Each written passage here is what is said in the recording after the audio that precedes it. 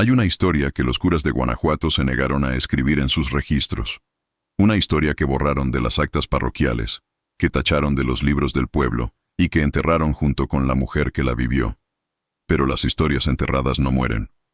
Solo esperan. Esperan a que alguien las desentierre. Esperan a que alguien las cuente. Esperan a que alguien como tú las escuche. Esta es la historia de Remedios Vargas. Una mujer que no era bruja, que no era santa, que no era monstruo. Era solo una madre. Y las madres, cuando se quedan sin opciones, son capaces de cosas que la historia prefiere no recordar. Quédate hasta el final porque lo que voy a contarte esta noche no está en los libros de texto. Está en los archivos que nadie abre, en las cartas que nadie lee, en las historias que se susurran de generación en generación en los pueblos de Guanajuato. Y te lo voy a contar todo. Sin cortes. Sin censura. Su nombre era Remedios Vargas. Tenía 28 años y 3 hijos cuando su marido Fulgencio la dejó una noche de octubre de 1689. No se fue con otra mujer. No se fue a otra ciudad por trabajo. No hubo pelea. No hubo aviso. No hubo carta. Simplemente llegó a su casa una tarde. Recogió el dinero que tenían guardado bajo las tablas del piso, los 3 caballos del corral y las 2 mantas gruesas que eran lo único que tenían para el invierno. Y desapareció, sin decir una sola palabra, como si Remedios y sus 3 hijos, Aurelio de 6 años, Dolores de 4, y el pequeño Isidro de apenas 16 meses, nunca hubieran existido. Esa noche, Remedios esperó. Puso la cena en la mesa. Esperó que los niños se durmieran. Siguió esperando. A las 12 de la noche entendió que Fulgencio no iba a regresar. Se sentó en el suelo de tierra de su cocina y se quedó ahí, sin llorar, sin gritar, mirando la puerta abierta por donde él se había ido. ¿Has tenido alguna vez ese momento en que entiendes algo terrible y tu cuerpo simplemente no puede reaccionar? Esa sensación de que el mundo acaba de cambiar para siempre y tú todavía no has procesado cómo. Así se quedó Remedios esa noche, sentada en el suelo con el silencio de sus hijos dormidos alrededor y el vacío de lo que antes era su vida. Pero Remedios no era mujer de quedarse tirada. Era hija de campo, nieta de mujeres que habían sobrevivido cosas peores. Se levantó, cerró la puerta, se sacudió el polvo del delantal y empezó a pensar. El problema era simple y brutal al mismo tiempo. Fulgencio había llevado todo el dinero. Las deudas que él había acumulado en la tienda de don Avelino, en el herrero, con el dueño de la tierra que rentaban, esas deudas seguían ahí, solo que ahora tenían el nombre de ella. Al día siguiente, Remedios fue a la tienda de don Avelino a comprar maíz. Llevaba a Dolores de la mano y a Isidro cargado en la espalda. Aurelio se había quedado en casa cuidando la lumbre para que no se apagara. Cuando don Avelino la vio entrar, su cara cambió. Fue un cambio pequeño, pero Remedios lo notó. Era la cara de alguien que acaba de calcular que la persona que tiene enfrente ya no vale lo que valía ayer. Señora Vargas, dijo don Avelino. Su marido tenía una deuda aquí, una deuda considerable, y mientras esa deuda no se pague, no puedo darle crédito. Remedios le preguntó cuánto era la deuda. La cantidad que don Avelino le dio era el triple de lo que ella esperaba.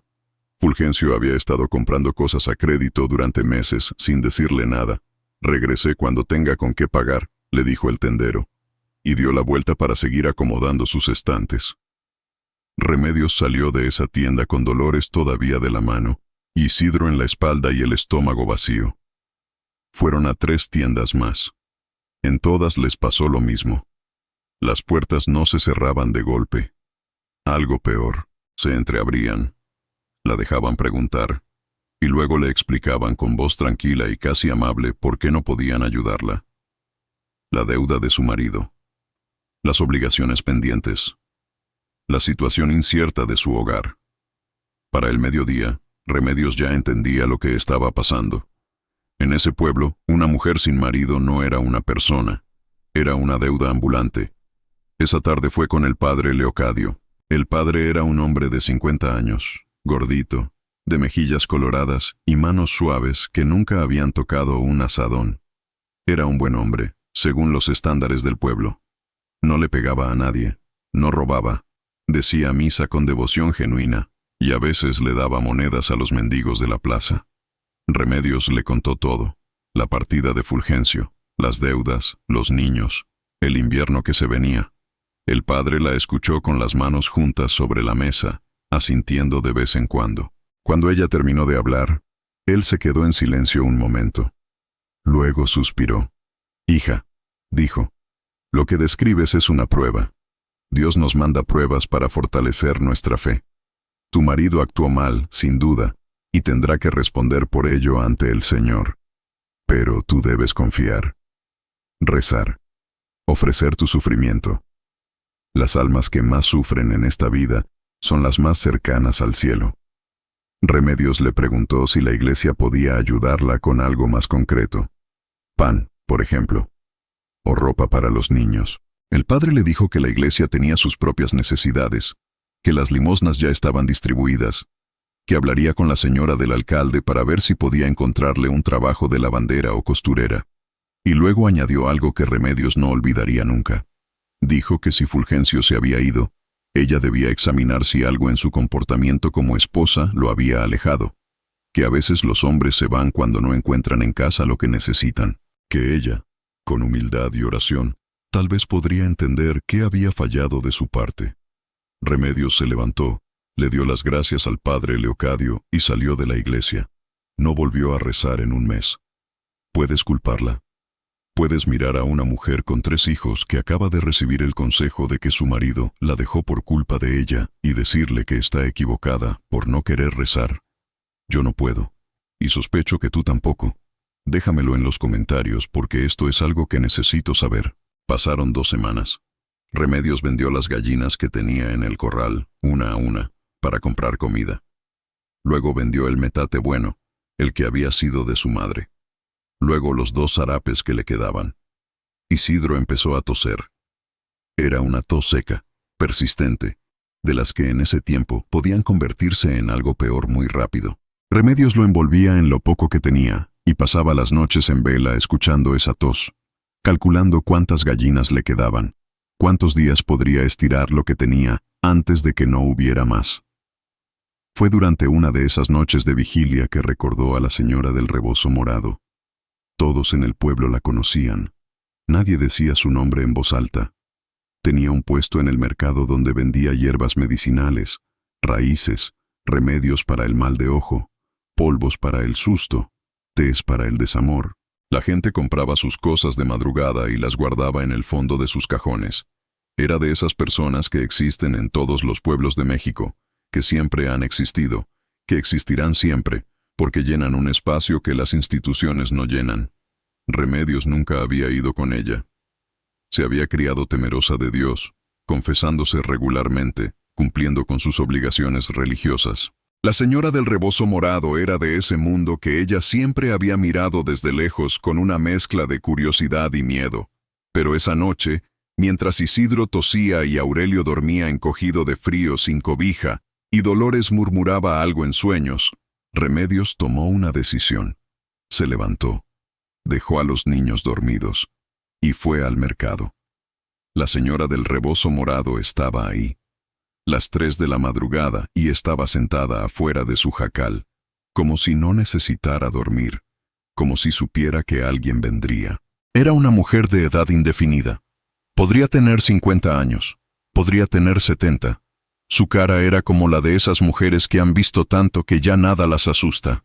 Sus ojos eran oscuros y tranquilos como agua quieta. Cuando Remedios se acercó, la anciana la miró sin sorpresa. «Ya sé por qué vienes, hija. Siéntate». No había silla. Remedios se sentó en el suelo frente a ella y le contó todo, sin omitir nada. Fulgencio, las deudas, el cura, el frío, la tos de Isidro, las noches sin dormir. Habló sin parar, derramando todo lo que había guardado semanas, sin importarle si lloraba o no, porque ya no tenía tiempo ni energía para cuidar cómo se veía. La señora del rebozo morado la escuchó sin interrumpirla una sola vez, sin hacer muecas de lástima, sin asentir exageradamente. Solo escuchó, con esa atención quieta y completa que muy poca gente sabe dar. Cuando Remedios terminó, hubo un silencio largo. Luego la anciana le hizo la pregunta: ¿qué quieres tú, hija? ¿Que regrese ese hombre o que tú y tus hijos estén bien? Remedios no esperaba esa pregunta. Se quedó pensando. Por primera vez en semanas, en meses, alguien le preguntaba lo que ella quería. No lo que debía hacer. No lo que Dios quería para ella. Lo que ella quería. Que mis hijos coman, dijo despacio. Que yo pueda salir a la calle sin que me cierren las puertas. Que este pueblo sepa que existo. Que Isidro deje de toser. Que Aurelio pueda ir a la escuela. Que Dolores tenga una cobija. La anciana asintió despacio. Todo eso es posible, pero vas a necesitar valor. No el valor de los hombres, que es ruido y golpes y fanfarronería. El valor de las mujeres, que es silencio y raíz y resistencia. ¿Tú qué harías en el lugar de Remedios? 3 de la madrugada, 3 hijos dormidos, invierno encima, puertas cerradas por todos lados. ¿Dirías que no porque la sociedad y la iglesia te dicen que eso no se debe hacer? ¿O escucharías? Déjamelo en los comentarios porque la respuesta que tú des dice mucho de quién eres. La señora del rebozo morado le dio a Remedios 3 cosas esa noche. La primera era un puño de tierra negra, no de cualquier lugar, de un panteón antiguo que había existido antes de que llegaran los españoles, antes de la conquista, cuando en ese cerro enterraban a los muertos con sus cosas, con sus creencias, con todo lo que eran. Una tierra que había absorbido siglos de muertos y de vivos, y de todo lo que hay entre medias. La segunda era una vela de sebo sin pabilo, sin la mecha. Una vela que no debía alumbrar nada del mundo exterior, le explicó la anciana, sino algo del mundo de adentro. La tercera cosa era un nombre. No era el nombre de ningún demonio de los que el padre Leocadio describía en sus sermones. No era ninguna entidad oscura de las que la Inquisición perseguía. Era el nombre de una mujer de carne y hueso que había vivido en ese mismo pueblo 50 años antes. Se llamaba Consuelo Medrano, y su historia, le dijo la señora del rebozo morado, era casi idéntica a la de Remedios. Marido que la abandonó con hijos, pueblo que le cerró las puertas, iglesia que le dijo que rezara, Inquisición que la procesó cuando buscó ayuda en otro lado. Murió en un convento a los 43 años, encerrada, sin haber hecho mal a nadie, sin haber cometido más crimen que el de sobrevivir sin permiso. Y Consuelo, dijo la anciana, no descansó.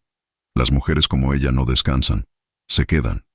Se quedan para ayudar a las que vienen después, a las que pasan por lo mismo, a las que tocan todas las puertas y todas se les cierran en la cara. Si la llamas, la escuchas. Si la escuchas, sigue sus instrucciones. Y si sigue sus instrucciones, las cosas van a cambiar. Remedios tomó las 3 cosas, las envolvió en su rebozo, y regresó a su casa antes de que amaneciera. Esa noche, cuando los niños estaban dormidos, y el pueblo entero estaba en silencio, Remedios preparó todo en su cocina. Puso la tierra negra en el centro del piso, formando un círculo pequeño. Tomó la vela sin pabilo, y la paró en medio de la tierra, y entonces hizo lo que la anciana le había dicho que hiciera. Sacó una aguja de coser, se pinchó el dedo índice de la mano izquierda, y dejó caer 3 gotas de sangre sobre la vela. La vela encendió sola, con una llama azul, quieta, que no parpadeaba aunque hubiera corriente. Una llama que no daba calor pero tampoco humo. Una llama de un color que Remedios nunca había visto, y que no supo describir después exactamente, porque no era exactamente azul, era algo entre azul y verde y gris, algo que no tenía nombre en el español de entonces. Y Remedios dijo el nombre 3 veces, despacio, con la voz que se usa para despertar a alguien sin asustarlo. Consuelo, Consuelo, Consuelo. La llama no tembló, la casa no crujió. No hubo trueno ni visión ni mujer aparecida de la oscuridad. Solo el silencio. Y luego, muy despacio, el olor. Un olor que Remedios nunca había sentido en esa cocina de tierra y humo. Olor a flores que no crecían en ese pueblo. Olor a tierra mojada después de lluvia larga. Olor a algo dulce y viejo al mismo tiempo, como cuando abres un baúl que lleva años cerrado y adentro guardaba cosas de alguien que ya no está. Y entonces la voz no venía de afuera, No venía del rincón, ni de la puerta, ni del techo. Venía de adentro de ella, de algún lugar detrás de su pecho, detrás de sus costillas, en ese espacio entre el corazón y el estómago, donde la gente carga las cosas que no puede decir. Ya te escucho, hija. Ya te veo. Llevas mucho tiempo cargando sola lo que debía repartirse entre muchos. Eso se acaba esta noche. Remedios no lloró, no suplicó, solo preguntó lo que necesitaba saber. ¿Cómo? Y la voz le dijo cómo. A la mañana siguiente, Remedios se levantó antes que sus hijos. Preparó lo poco que tenía para el desayuno. Y cuando Aurelio despertó, lo miró y le dijo algo que el niño recordaría el resto de su vida. Le dijo: «Las cosas van a cambiar hoy. Tú y tus hermanos van a estar bien. Te lo prometo». Aurelio, que tenía 6 años y ya tenía esa seriedad de los niños que han visto demasiado, asintió como si le creyera. Y Remedios salió a la calle. Fue directamente a la tienda de don Avelino, la misma que le había cerrado las puertas días antes. Pero ese día algo era diferente. Remedios caminaba diferente. No con soberbia, no con agresividad. Con una calma que la gente que la vio pasar esa mañana recordaría después. Una calma que no venía del dinero, ni del poder, ni de ninguna circunstancia externa. Venía de adentro. Como si algo que había estado dormido toda su vida finalmente hubiera despertado y ocupado su lugar. Don Avelino la vio entrar. Y se quedó parado. Después, cuando le preguntaron qué había sentido en ese momento, dijo que no supo explicarlo bien. Dijo que Remedios entró a su tienda y que de repente él tuvo la certeza, sin saber por qué, de que negarle algo a esa mujer sería el error más grande de su vida. No por miedo exactamente, por algo que no tenía nombre. La dejó pasar. Le dio maíz, frijol, manteca, sal, 2 velas de cera. Cuando Remedios le preguntó cuánto le debía, don Avelino tardó en responder. Hizo cuentas. Volvió a hacer cuentas. Y dijo que quedaba saldado, que no se preocupara. Remedios no preguntó quién lo había saldado. Solo dio las gracias y salió. Fue al herrero, al dueño de la tierra, a la mujer del alcalde que supuestamente iba a buscarle trabajo de lavandera. En cada lugar, algo similar pasaba. Las personas que días antes le habían cerrado las puertas, de repente encontraban razones para abrirlas. Nadie podía explicar bien por qué. Solo sabían que cuando Remedios Vargas estaba enfrente de ellos, hacer lo correcto parecía lo más natural del mundo. Fue consuelo. Fue algo que Remedios llevaba ya dentro y que esa noche en la cocina simplemente desbloqueó. ¿Fue coincidencia, suerte, el azar de que el pueblo por fin se compadeciera? Eso te lo dejo a ti. Lo que sí sé es que esa tarde Isidro tomó un té de hierbas que la señora del rebozo morado le había mandado con Remedios y que esa misma noche dejó de toser, y que Aurelio fue a la escuela por primera vez al mes siguiente, y que Dolores tuvo una cobija nueva antes de que llegara lo peor del invierno. Pero Fulgencio había vuelto. No llegó como lo había imaginado Remedios en sus peores noches. No llegó arrepentido con el sombrero en la mano pidiendo perdón. Llegó enfermo. Llegó con los ojos hundidos como cuentas de vidrio y la piel del color de la cera de iglesia usada. Llegó arrastrando los pies, con la ropa sucia y el pelo revuelto, con esa expresión de los hombres que llevan semanas sin dormir bien. Se presentó en la casa de su hermano Cástulo, que vivía al otro extremo del pueblo, y le pidió posada. Cástulo lo recibió, y esa primera noche lo escuchó delirar.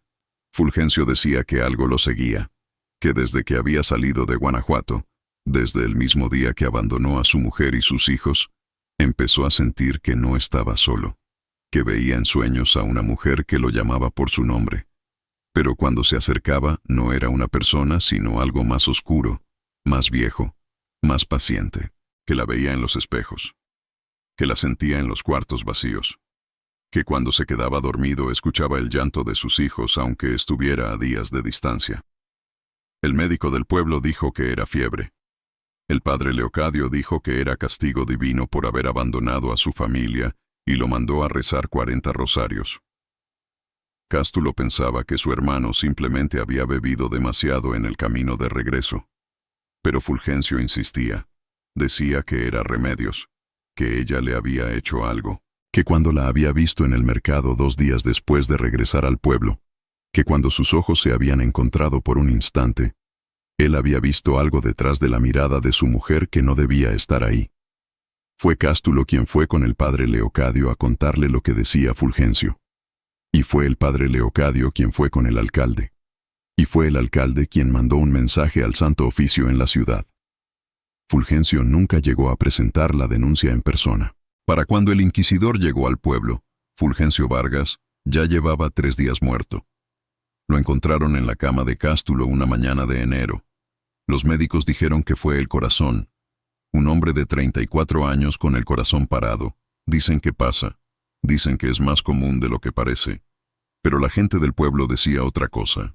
Decían que la noche antes de morir Fulgencio había estado gritando hasta las 3 de la madrugada, que Cástulo lo había escuchado repetir una y otra vez la misma frase. Me está esperando. Me está esperando. Me está esperando. Y que cuando amaneció y Cástulo fue a ver cómo estaba su hermano, Fulgencio tenía en la cara esa expresión que tienen los muertos que murieron de miedo, con los ojos abiertos mirando algo que los demás no podemos ver. El padre Leocadio presentó la denuncia ante el Santo Oficio 2 semanas después. El inquisidor que llegó al pueblo se llamaba don Mateo de Argüelles, un hombre de 40 años, delgado, de cara larga y modales cuidadosos, que llevaba 20 años en el oficio y había procesado a más de 200 personas acusadas de brujería, pactos diabólicos y herejía. Llegó acompañado de 2 escribanos y 4 soldados. Se instaló en la casa del alcalde y empezó a tomar testimonios. Tomó el de don Avelino, que no supo explicar por qué había perdonado la deuda de Remedios. Tomó el de Cástulo, que repitió lo que le había dicho su hermano sobre la mujer del sueño. Tomó el del padre Leocadio, que habló durante 2 horas sobre las visitas de Remedios, su abandono de la práctica religiosa regular y su actitud sospechosamente tranquila ante la muerte de su marido. Nadie le preguntó a Remedios nada. Todavía no. La noche antes de que don Mateo fuera a buscarla, la señora del rebozo morado apareció en la casa de Remedios.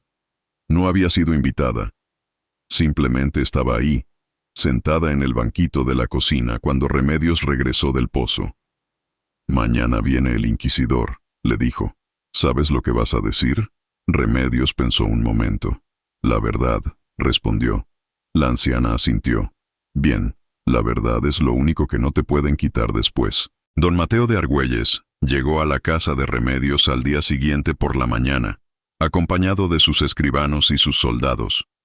Era una casa pequeña, limpia, con los niños afuera jugando en el patio y una olla de frijoles en el fuego. Remedios lo recibió sin moverse de su silla. Lo miró entrar como si lo esperara, como si no fuera la primera vez que le llegaba la Inquisición a la puerta. Don Mateo le explicó los cargos: práctica de artes oscuras, invocación de espíritus, pacto diabólico, sospecha de haber causado la muerte de su marido por medios sobrenaturales. Remedios lo escuchó hasta el final. Luego preguntó si podía hablar. «Háblame», le dijo don Mateo, con ese tono de los inquisidores que suena a invitación pero es trampa. Y Remedios habló. Les contó todo: la partida de Fulgencio, las deudas, las puertas cerradas, la visita al padre Leocadio. Les contó lo que el padre le había dicho, que su marido se había ido por culpa de ella, que rezara. Les contó las noches sin comer, la tos de Isidro, las gallinas vendidas, el metate de su madre, los harapes. Les contó que había ido a buscar a la señora del rebozo morado. Les contó la tierra negra, la vela, el nombre de Consuelo Medrano. Y cuando don Mateo le preguntó si se arrepentía, Remedios le miró directamente a los ojos y le hizo una pregunta de vuelta. «¿De qué exactamente me pide que me arrepienta?» El escribano levantó la pluma del papel. No estaba seguro de si debía anotar eso. «De haber invocado fuerzas del demonio para causar la muerte de su marido», respondió don Mateo. Remedios respondió despacio, escogiendo cada palabra. «No invoqué ningún demonio. Invoqué el nombre de una mujer que murió en este pueblo 50 años antes, acusada por lo mismo por lo que ustedes me acusan a mí hoy, por haber sobrevivido sin el permiso de ningún hombre. Si eso es un pecado, entonces el pecado es sobrevivir. Y de eso no me arrepiento». Hubo silencio en la habitación. Don Mateo, que había escuchado a más de 200 personas acusadas de brujería y herejía, que había escuchado súplicas, llantos, confesiones, retractaciones, todo tipo de respuestas posibles. Nunca había escuchado algo así. En 20 años de oficio, nadie le había hablado así. El juicio de Remedios Vargas duró 4 meses. Llamaron a testigos de todo el pueblo. Algunos declararon en contra de Remedios. Hablaron de cosas raras que habían visto o escuchado, de rumores, de la actitud demasiado tranquila de ella después de la muerte de Fulgencio. Pero también declararon otros. Don Avelino, nervioso y sudando, dijo que Remedios siempre le había parecido una mujer honesta y trabajadora. El vecino del pozo dijo que nunca había visto en ella nada sospechoso. La mujer del alcalde, que para ese entonces ya la tenía trabajando como costurera, dijo que era una trabajadora excelente, puntual, seria. Y luego pasó algo que don Mateo no esperaba. Empezaron a aparecer más mujeres. Primero 1, luego 2, luego 5, luego 10. Mujeres del pueblo y de los pueblos de alrededor que se presentaban ante los escribanos para dar testimonio, pero no en contra de Remedios, a favor de ella, o más exactamente, contando sus propias historias, que resultaban ser parecidas a la de Remedios, maridos que las habían dejado, maridos que las golpeaban, maridos que bebían el dinero de la casa, mujeres que habían ido con el cura y les habían dicho que rezaran, mujeres que habían buscado ayuda en otro lado porque el lado oficial no las ayudaba. No todas habían invocado a Consuelo Medrano, algunas habían hecho otras cosas, todas decían lo mismo. Que habían buscado protección donde podían encontrarla porque donde debía encontrarse no estaba. El caso se estaba saliendo de las manos de don Mateo. Ya no era el juicio de una mujer. Era un espejo que le devolvía al pueblo su propio rostro. Y lo que veían en ese espejo no era bonito. Don Cesario tenía 82 años y ya no le importaba nada. Era el hombre más viejo del pueblo y hacía décadas que había decidido que la única ventaja de ser viejo era que ya podías decir la verdad sin que te importara lo que pasara después. Se paró en la plaza del pueblo un domingo después de misa, con su bastón y su sombrero de paja, y habló. Todo el mundo en este pueblo sabía lo que Fulgencio le hacía a su mujer antes de irse. Dijo con voz clara. Todo el mundo lo sabía, y nadie hizo nada. El padre lo sabía, y no hizo nada. El alcalde lo sabía y no hizo nada. Los vecinos lo sabían y no hicieron nada. Y ahora esa mujer está siendo juzgada por haber buscado lo que ninguno de nosotros le dimos. Protección. Si hay un culpable aquí, somos todos nosotros. Lo arrestaron esa tarde. 82 años y lo arrestaron por alterar el orden público. Pero el mensaje ya estaba dicho. La semilla estaba plantada, y en ese tipo de tierra las semillas crecen rápido. Al final, la Inquisición tomó su decisión. Era una decisión calculada. No podían absolver a Remedios sin admitir que el sistema que la había abandonado era el verdadero problema. No podían condenarla con demasiada dureza sin que el pueblo se levantara. Habían visto lo que pasaba cuando apretaban demasiado en situaciones así. La condenaron a 3 años en el convento de la Purísima Concepción en Querétaro. Penitencia, rezos, trabajo, silencio. Sus hijos serían cuidados por una familia del pueblo durante ese tiempo. Remedios escuchó la sentencia sin cambiar la expresión. Cuando le preguntaron si aceptaba la condena, respondió que sí, que 3 años se acababan y que sus hijos iban a estar ahí cuando saliera. Don Mateo de Argüelles, que había dictado la sentencia, escribió esa noche en su diario personal, un diario que un historiador encontró siglos después en un archivo de Sevilla, algo que nunca habría escrito en los documentos oficiales. Escribió: He juzgado a 200 personas por brujería y herejía. Nunca había encontrado a alguien que me hiciera dudar de si era yo el que estaba del lado equivocado. Esta mujer me hizo dudar. Los 3 años que Remedios estuvo en el convento, sus hijos nunca pasaron hambre. La familia que los cuidaba, una pareja de agricultores de recursos modestos llamados los Ruiz, de repente empezó a tener una racha de buena suerte inexplicable. Sus cosechas rindieron el doble de lo habitual. Su ganado no enfermó ese invierno ni el siguiente. Un pariente lejano murió y les dejó una pequeña cantidad de dinero. El vecino que les rentaba la tierra decidió bajarles el precio sin que nadie se lo pidiera. Nadie podía explicar nada de eso. Los Ruiz tampoco. Solo decían que desde que los niños de Remedios llegaron a su casa, la suerte había cambiado. En el convento, Remedios fue lo que le pidieron que fuera. Obediente, silenciosa, trabajadora. Rezaba sus rosarios, cumplía sus penitencias, no causaba problemas.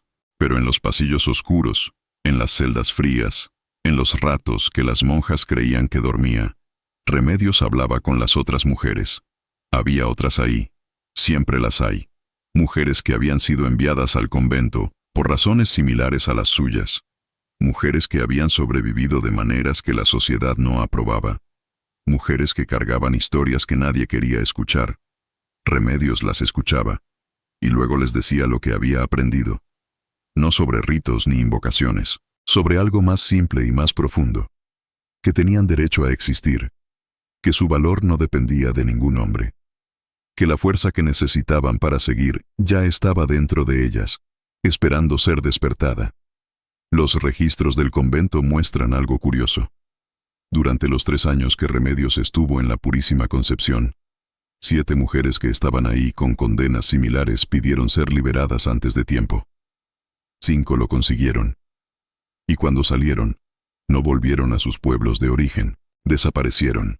Se fueron a otras ciudades, cambiaron sus nombres, empezaron de nuevo.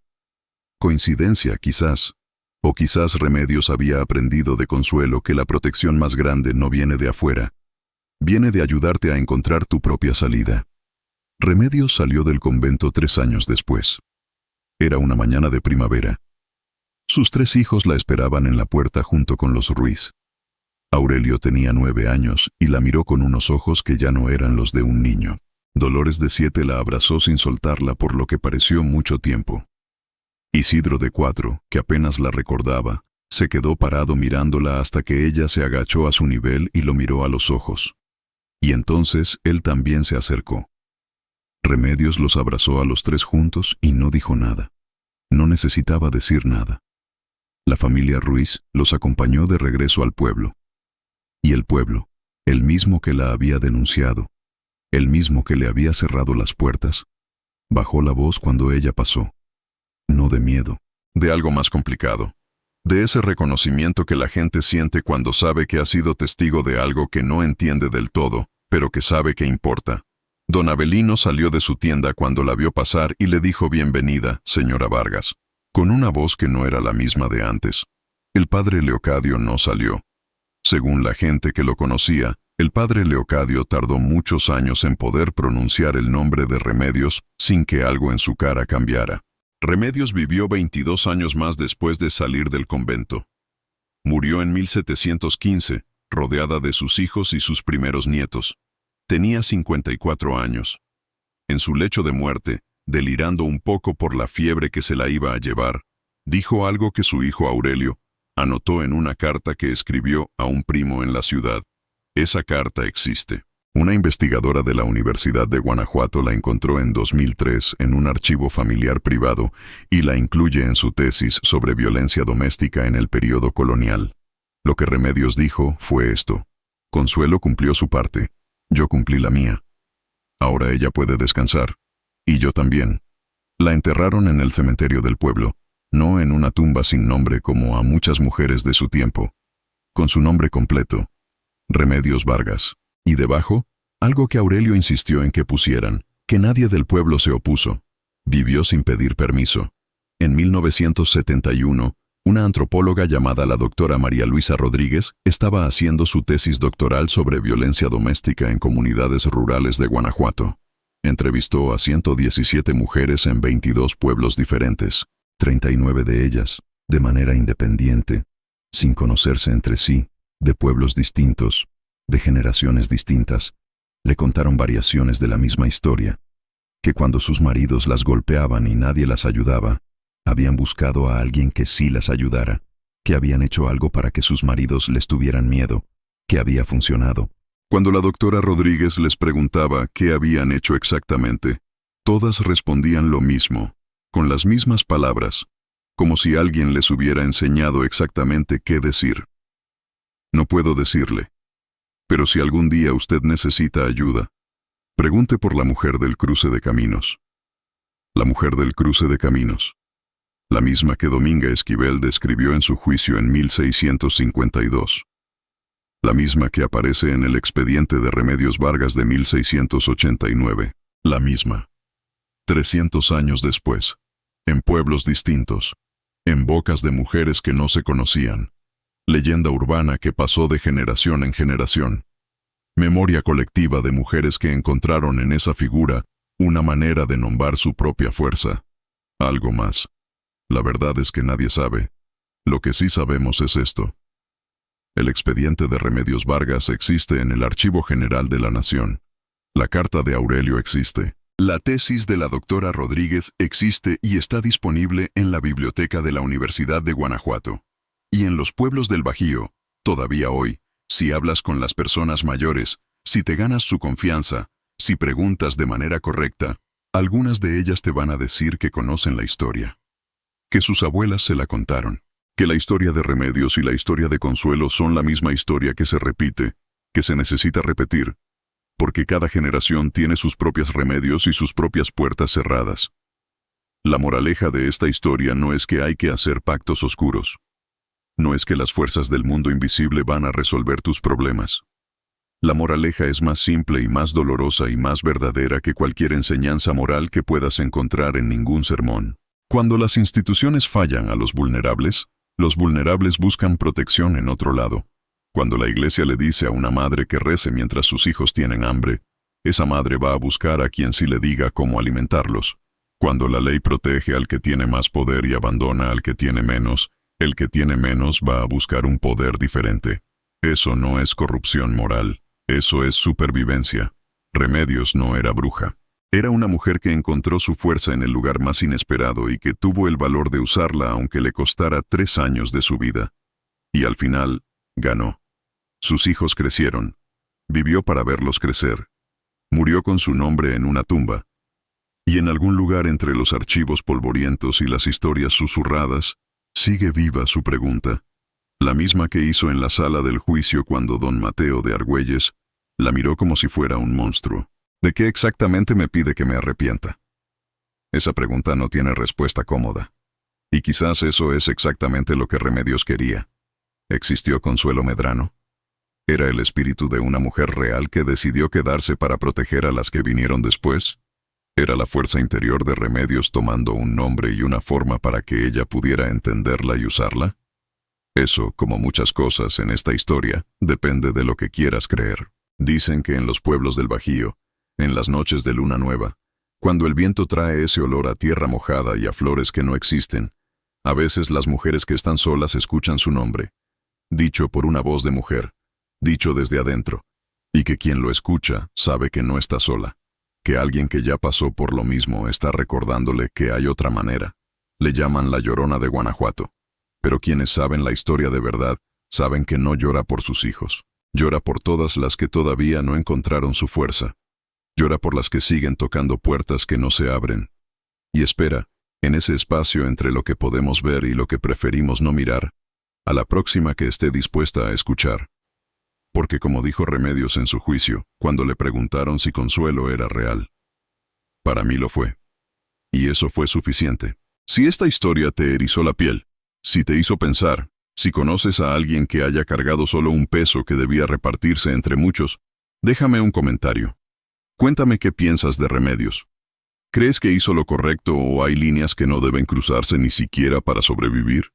¿Y crees que Consuelo era real? Suscríbete y activa la campana porque hay muchas más historias como esta esperando ser contadas. Historias reales, guardadas en archivos que nadie abre, de personas que la historia oficial prefirió olvidar. La semana que viene, una historia que sucedió en las minas de Zacatecas, que va a hacerte pensar en lo que estás dispuesto a hacer cuando todo lo demás falla. Que Dios te bendiga y te proteja de todo mal. Gracias por estar aquí.